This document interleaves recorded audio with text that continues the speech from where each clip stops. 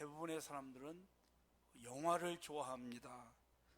저는 영화를 별로 좋아하지 않는데요, 앞에다가 주자를 붙이면 안 좋아할 사람 아무도 없을 것입니다. 부귀영화, 모두가 부귀영화를 누리며 살아가고 싶은 그런 삶을 기대하고 있죠. 영화나 텔레비전을 보게 되면 그 주인공이 처음에는 잘 나가다가 중간쯤에 가서 반드시 어떤 어려움에 또 고난에 부딪히는 것을 볼 수 있습니다.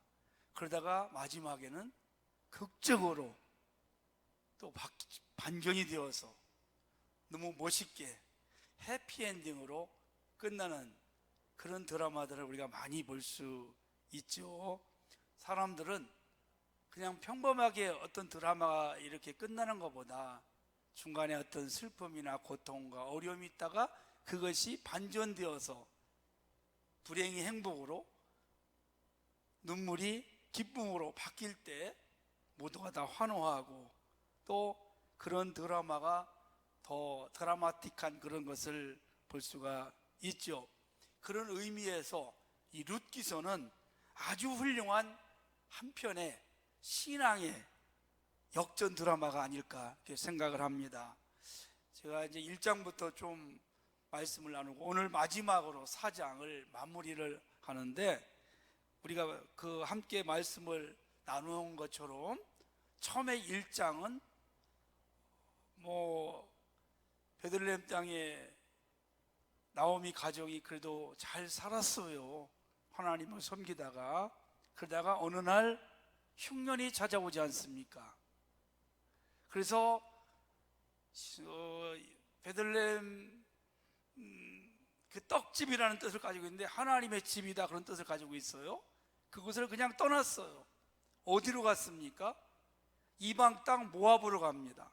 하나님이 없는 곳으로 가서 육신적으로 먹고 살려고 하나님을 버리고 갔는데 어떤 결과가 찾아왔어요. 살아보려고, 부귀영화를 누려보려고, 잘 살아보려고 갔는데 오히려 고통이 찾아온 거죠. 말로 표현할 수 없는 큰 어려움이 찾아와요.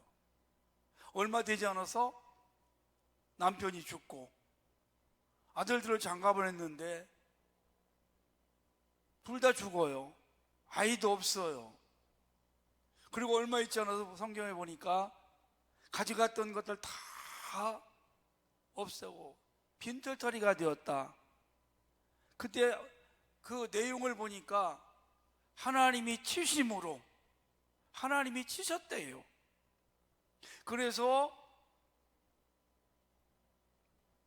너무나 불행한 삶을 살고 있었어요. 어느 날 좋은 소식이 들려오잖아요. 베들레헴 땅에 다시 하나님께서 양식을 주셨다. 그때 얼마나 갈등이 있었겠습니까? 잘 살아보려고 이민을 왔다가 다 털어먹고 남편 자식들 죽고 빈털터리에 얼굴이 까마잡잡한 이방 여인 과부 한 명 데리고 고향에 가자니 이게 정말 결단하기 어려운 그런 상황 속에 있습니다. 그래도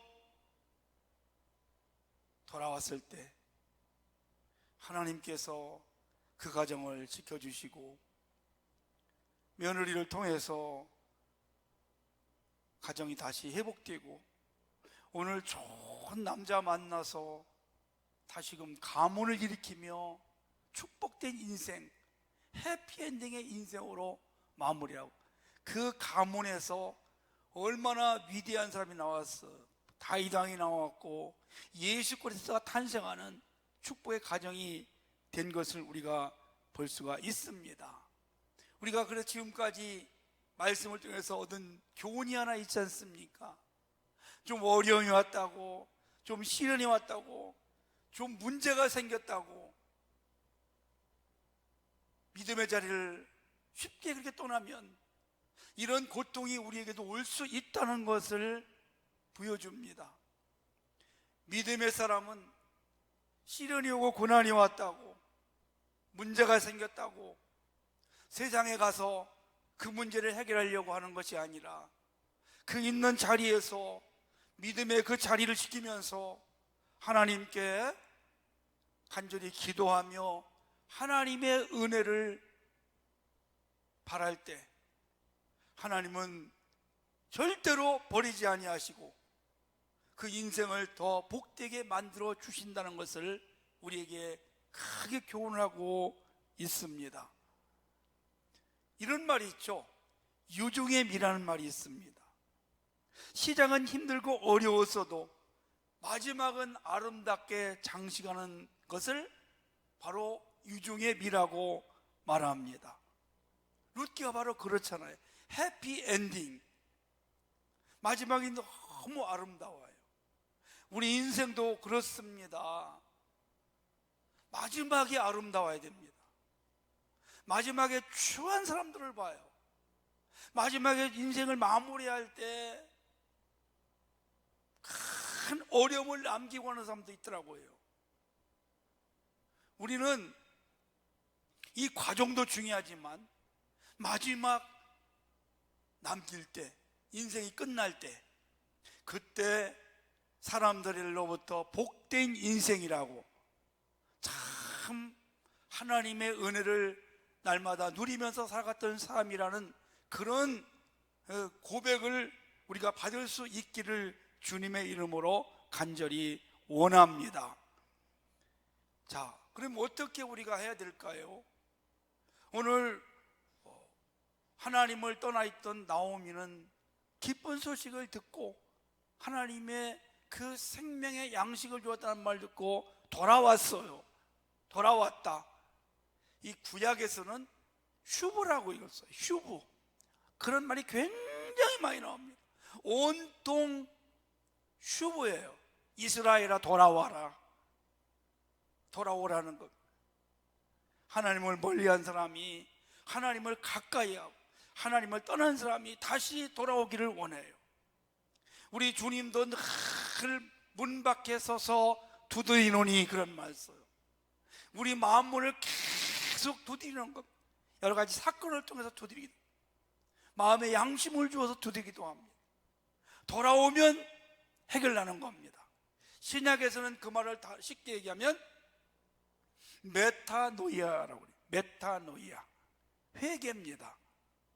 회개는 회개하세요 그러면 죄를 지은 것을 막 고백하고 하는 걸 별로 그래서 안 좋아하잖아요.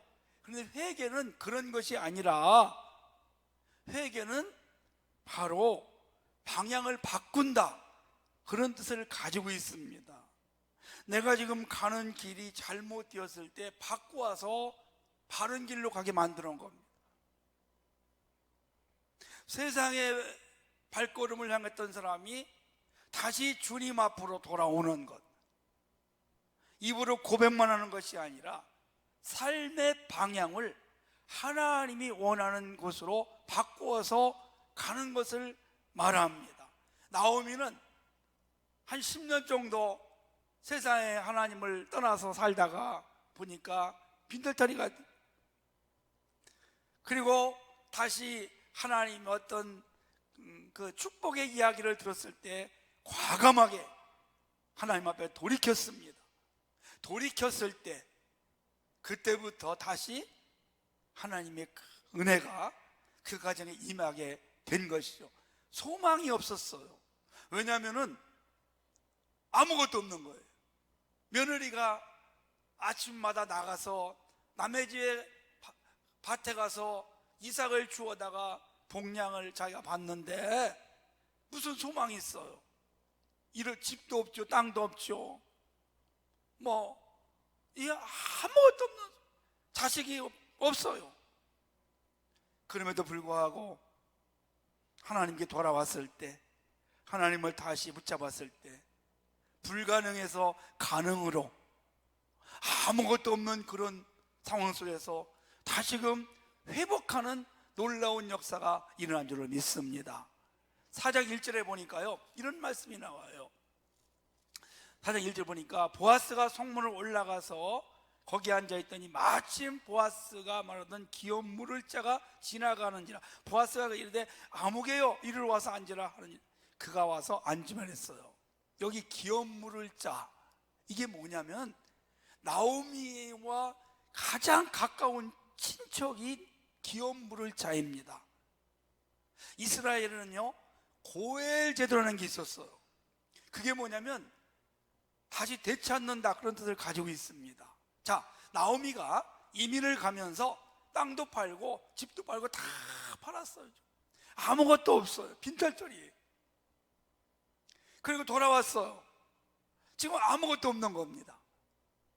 그런데 고엘 제도를 통해서 이 오늘 본문에 보니까 아모개라는 말이 나와. 이름이 없어요. 이 사람이 보증을 서서 이 사람을 통해서 팔았던, 잃어버렸던 땅과 집을 다시 찾아야 되는데, 이 아무개라는 사람이 어떤 고백을 하냐면 6절에 보니까요, 그 기업 물을 자가 이르되 나는 내 기업에 손해가 있을까요? 나를 위하여 물으지 못하니 내가 물을 것을 네가 물으라. 나는 물으지 못하겠노라 하는 줄 알았어요. 이 아모개라는 사람이 보증을 쓰고 책임을 지고 잃어버린 땅을 찾아줘야 되는데 자기는 못하겠다는 겁니다. 손해 날까 봐서 포기, 각서를 이제 하는 겁니다. 그러면 여러분, 두 번째 기업 물을 자 고엘 책임자가 누구냐면 보았어요. 하나님은 처음 사람을 포기하게 하고 보아스를 통해서 그 가정이 회복이 되게 만들어 주셨어요. 그리고 성도 여러분, 하나님은 없는 상황 속에서 남은 것을 통해서 다시 회복을 시켜 주십니다. 우리가 어떤 일을 하려고 하면 아무것도 없잖아요. 내가 뭔가 있어야 하잖아요. 그렇게 이야기를 합니다. 그런데 하나님의 역사는, 하나님의 일은 있는 데서 별로 하지 않습니다. 없는 중에, 아니 내가 가지고 있는 거, 그게 아주 보잘것없는 것이랄지라도 그걸 통해서 하나님이 회복하고 큰 역사를 이룰 줄을 믿습니다. 자, 하나님이 호렙산에서 양을 치는 모세를 불러요. 모세야 모세야 이렇게 부릅니다. 모세가 하나님의 음성을 듣고 하나님을 만나죠. 모세야, 너 애굽에 가서 내 백성을 구해와라. 아니 여러분, 이게 모세 입장에서 보면 말이 안 되는 겁니다. 왜냐하면 모세는 거기서 도망쳐온 살인자예요. 그리고 나이가 80이에요. 능력도 없고 힘도 없고, 아무리 자기를 돌아봐도 이게 하나님의 음성이 잘못된 거지, 이게 이해할 수가 없어요. 하나님, 저는 그런 힘이 없습니다. 보낼 만한 사람, 능력 있고 힘 있는 사람을, 똑똑한 사람을 보내서 이스라엘 백성을 구원하게 하소서. 그랬더니 하나님께서 뭐라고 말씀하시냐면, 모세야, 내 손에 있는 것이 뭐냐? 네, 하나님, 양치는 지팡이입니다. 여러분, 이 지팡이 참 보잘것없어요. 그렇죠? 이게 무슨 힘이 있어요? 그냥 양이나 어떻게 그걸 가지고 치지 뭐, 이걸로 사람을 어떻게 구할 수 있어요? 아니면 이걸 통해서 뭐 어떤 능력이 나타나요? 아니거든요. 하나님이 보잘것없는 지팡이, 그 남은 붙잡은 것, 그걸 통해서 그 지팡이와에게 능력을 주셔가지고 그 지팡이를 통해서 애굽에서 놀라운 기적을 일으키며, 그래서 백성들을 구원하는 걸 볼 수가 있습니다. 성도 여러분, 나는 이것도 없고 저것도 없고, 나는 힘도 없고, 나는 나이도 많고, 나는 이 나이에 뭐해? 그렇게 생각하지 않기를 부탁을 드립니다. 지금 있는 것을 가지고 하나님이 역사하시면 되는 것입니다. 자, 베스다 광야에서 500리의 기적을 여러분 기억하실 겁니다. 예수님을 따르는 수많은 무리가 말씀을 듣습니다. 어떻게 듣다 보니까 해가 넘어가고 배가 고파요. 제자들에게 가서 먹을 걸 좀 줘라 그러는데, 아니 선생님, 이 많은 사람들을 먹이려면은 엄청난 돈이 들어가고 지금 해결할 수가 없습니다. 그랬더니 어떤 아이 하나가 보리떡 5개하고 물고기 2마리 한 끼 해결할 그 도시락을 가지고 있는 것을 봅니다. 그걸 갖다가 예수님께 드려요. 아주 하찮은 거였거든요. 평범한 거였어요, 여러분요. 어린아이의 도시락을 통해서 그걸 가지고 예수님의 손에 붙잡혀서 하늘 향해 축사하니까, 그걸 드렸을 때에 그걸 축사하니까, 축복기도 하니까 장정만 5,000명을 먹이고도 12광주리에 차고 넘은 줄로 믿으시기 바랍니다. 아방시대의 북쪽 이스라엘, 아주 우상이 숭배했던 그런 상황이었어요. 그래서 3년 6개월 동안 비가 오지 않습니다. 사람도 죽어가고 짐승도 죽어가고 먹을 게 없어요. 어느 날 사르밧 과부를 엘리야 선지자가 만났습니다. 그리고 너희 집에 뭐가 있느냐 그러니까 기름 조금하고 밀가루 한 요만큼 있습니다. 그래? 그걸 가지고 나에게 떡을 만들어 줘라. 그리고 너도 이 다음에 먹어라. 그래서 마지막 남은 거 그걸 가지고 떡을 만들어서 엘리야에게 줬을 때 그 순간부터 그 집에 기름과 가루가 떨어지지 않은 줄로 믿으시기를 바랍니다. 하나님은 이렇게 약한 것을 가지고, 보잘것없는 걸 가지고, 힘없는 것을 가지고 하나님의 역사를 이룰 줄로 믿습니다. 자, 여러분, 나오미 집에 지금 뭐가 있어요? 아무것도 없어요. 재산도 다 날렸어요. 남자들 다 죽었어요. 무슨 소망이 있어요? 딱 남은 사람이 한 사람이 있어요. 며느리 룻입니다. 그 여인도 성도 여러분, 무슨 힘이 있고 능력이 있어요?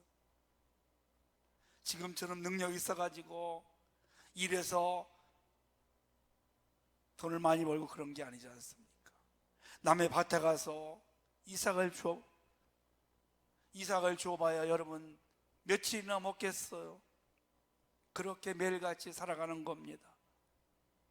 그런데요, 그 하나밖에 없는 며느리 룻, 한 여인, 이방 여인, 보잘것없는 그런 여인을 통해서 그 가정에 다시 희망의 빗줄기가 흘러내리게 된 것입니다. 시작이 된 것입니다. 그 여인을 통해서 보아스라는 지역의 유력자를 만납니다. 아멘. 하나님은 이렇게 정말 약한 것들을 통해서, 보잘것없는 것을 통해서, 우리가 볼 때는 저걸 가지고 뭐 하겠노? 아니 저런 사람이 뭐 하나? 그렇게 생각할 수 있지만 하나님은 가장 힘없고 약한 걸 통해서 하나님의 능력과 역사하심을 보일 줄로 믿습니다. 우리가 2002년도인가 2001년도인가 여기다 땅을 샀어요. 여기가 주택이었습니다. 주택. 그랬더니 이제 교회를 진다하니까 장로님 한 분이 오셔가지고 건축을 하시는 분인데, 장로님 제가 이제 모시고 왔죠. 한번 어떻게 건축 좀 할 수 있겠습니까? 아유 뭐 힘들어요. 이 사방이 집인데 어떻게 여기 건축을 합니까? 못합니다. 갔어요. 한 목사님이 오셨, 친한 목사. 아유 어떻게 땅을 여기다 샀느냐, 어떻게 건축하려고. 여기 누가 들어오냐는 거예요. 그런데 하나님은 또 예비된 사람들을 붙여주셔가지고 허가 내고 옛날에 조립식을 짓고 또다시 그걸 부수고 이렇게 아름답고 좋은 성전을 건축을 했어요. 아멘. 이제 얼마 있자면 이 앞에 이 앞집도 없어지고요, 도로가 2차선이 쫙 나요. 아멘. 저 입구에 하나 헐었잖아요. 그치? 보이시죠? 오거리에 들어오는 입구 헐었잖아요. 길 내려고요. 요 안에 이제 여기 안에 여기 공터에 240세대 아파트가 들어와요. 그렇게 해서 조금 열고 요 앞으로 도로 해가지고 옆에 큰 공원이 생겨요. 여기요. 태계원 중앙공원. 저 길 옆에 롯데 부지 주상복합이 들어와요. 아파트가. 중간에 에실대도 요 옆에 민간 아파트가 들어와요. 저 끄트머리 펌프장 있는 데 있죠.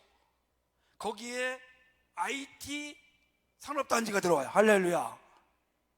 태교는 최고 요지가 되는 거예요. 이 땅이, 이 자리가, 이 근처가, 할렐루야. 그때는 별 볼 일 없었어요. 그런데 하나님께서 우리 교회를 가장 좋은 곳으로, 좋은 자리로 만들어 주시는 것, 하나님이 하시면 됩니다.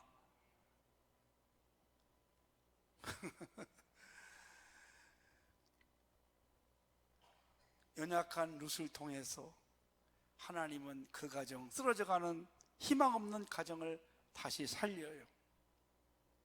여러분, 모압 여인은요, 이스라엘 사람들이 뭐처럼 여기는 그런 사람 취급하지 않는 사람, 그런 여인을 통해서 그 가정, 가문이 다시 일어나. 제가 또 말씀드리지만 다윗 왕이 나오고 예수님이 탄생하는 축복의 여인, 축복의 가문, 최고의 복을 받은 가문이 다시 세워지게 된 것입니다. 저희 고향을 제가 지난주 월요일 날 저희 형제 부부하고 같이 산소를 갔어요. 벌초를 하러. 아버지, 형님, 할아버지 묘가 있습니다. 벌초를 이제 가서 했는데, 가면 꼭 기억나는 그런 집이 하나 있어요. 민병호 장로님이라고 우리 고향에 있습니다. 저희 육촌 집에서 총각 때부터 모습을 살아요. 학교를 못 다녔어. 고아예요. 사랑방에서 해 뜨면 일하고 해 지면 일 끝내고 밥 먹고 자는 거예요. 소망이 없어요. 결혼을 하게 됐어요. 누구냐면 우리 그 집에서, 당숙집 육촌 집에서 식모하는 식모 아주머니 딸과 결혼을 합니다. 머슴과 식모가 결혼을 한 거예요. 그 집도 소망이 없었어요. 사랑방에서 그렇게 해서 일하는 거예요. 4명의 자식을 낳았어요. 아침에 가서 일하고 저녁에 들어오고, 아무런 소망이 없는, 어떻게 해서 예수를 믿게 됐어. 그때부터. 근데 이분이 너무너무나 착하고 성실한, 말없이 그렇게 일을 해요. 부부가요, 새벽에 일어나서 한 30분 걸어가는 거리 교회 가서 새벽마다 기도하고 와서 하루를 시작을 하는 겁니다. 그렇게 성실하게 일하고 그렇게 예수를 성실하게 믿으니까 하나님이 축복해 주셨어요. 큰아들은 목사가 되었고, 둘째 아들은 사업을 해서 크게 하나님이 축복해 주셨어요. 딸들도 다 좋은 곳에 시집을 갔어요. 제가 가서 물어봐요. 어떻게 이렇게 됐냐고, 다 하나님의 은혜입니다. 나 같은 소망 없는 사람도 예수 믿고 나니까 이렇게 축복해 줍니다. 땅을 많이 사서 부자입니다. 그 집이 포도밭을 하는데요, 유별나게 그 집의 포도가 맛있어요. 그래서 왜 이렇게 포도가 이 집 건 맛있냐? 다 하나님이 은혜 주셔서 그런 거지. 아멘. 사랑하는 성도 여러분, 여러분 중에 일장같이 지금 고통을 맞이하는 가정도 있을지도 모릅니다. 또 2장, 3장 희망의 빛이 조금 비칠 수도 있습니다. 그러나 마지막 하나님을 붙잡고 하나님을 의지하면 오늘 나오미 룻과 같은 그런 해피엔딩, 유종의 미를 거두는 그런 삶이 분명히 될 줄로 믿으시기를 바랍니다. 그래서 우리는 해피엔딩입니다. 마지막이 멋있습니다. 모쪼록 사랑하는 성도 여러분, 앞으로도 어떤 나오미 가정처럼 어려움이 올 수 있습니다. 그래도 끝까지 그 자리를 지키고 믿음을 붙잡고 하나님을 사랑하면서 나아가시기를 원합니다. 고통은 짧지만 축복은 영원합니다. 우리 모두 나오미 가정처럼, 룻처럼 그렇게 복된 인생이 되시기를 주의 이름으로 축원합니다.